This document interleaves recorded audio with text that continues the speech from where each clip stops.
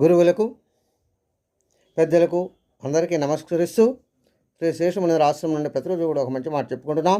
ఈ రోజున శ్రీ విరాట్ పోతులు వీరబ్రహ్మేశ్వర రాసినటువంటి కాళికాంబ హంస కాళికాంబ పద్యం నుండి కొన్ని భావాన్ని విశ్లేషణ ఇచ్చుకుందాం.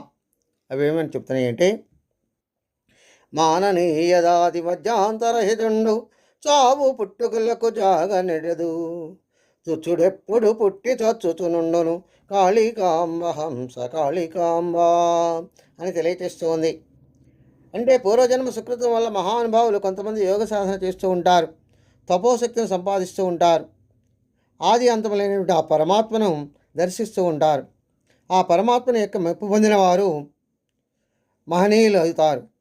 వారికి చావు పుట్టుకలు ఉండవు. వాటికి చావు పుట్టుకలనే అవకాశమే ఉండదు.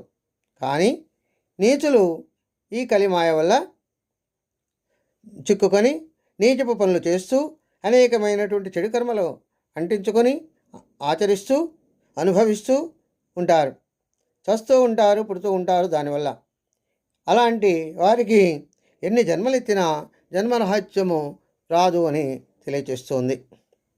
అదేవిధంగా ఇంకేమని చెప్తున్నాయి అంటే, ఆటపాటలందు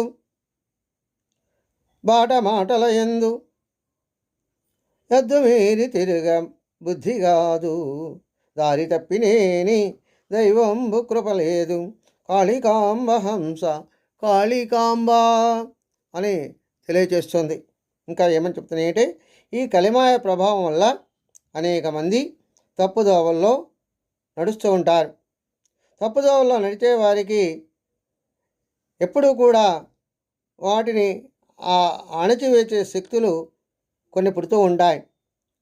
వారికి అనేక రకాలైన ఇబ్బందులు కలిగిస్తూ ఉంటాయి. అదేవిధంగా వారి వ్యవహారాల్లో కూడా వారి వారి పరిధులలో ఉండాలి. పాటలు పాడేటప్పుడు కానీ, మాటలు చెప్పేటప్పుడు కానీ, ఆటలు ఆడేటప్పుడు కానీ, ఎప్పుడైనా కానీ మాటలు మాట్లాడుతున్నప్పుడు కానీ వారి యొక్క చేతలు ఎలా ఉండాలి అంటే వారి వారి యొక్క హద్దుల్లో ఉండాలి. అలా హద్దులు మీరి తిరుగుతూ ఉన్న వారికి బుద్ధిమంతులు లక్షణం కాదు అని తెలియచేస్తుంది. అదేవిధంగా ఇందుకు భిన్నంగా నడుస్తే వారికి ఆ దారి తప్పుతూ ఉంటారు, అనేక రకాలైన కష్టనష్టాలు చిక్కుకుంటారు, దైవానుగ్రహము పొందలేరు అని తెలియజేస్తుంది. స్వస్తి సర్వే జనా సుఖినో భవంతు.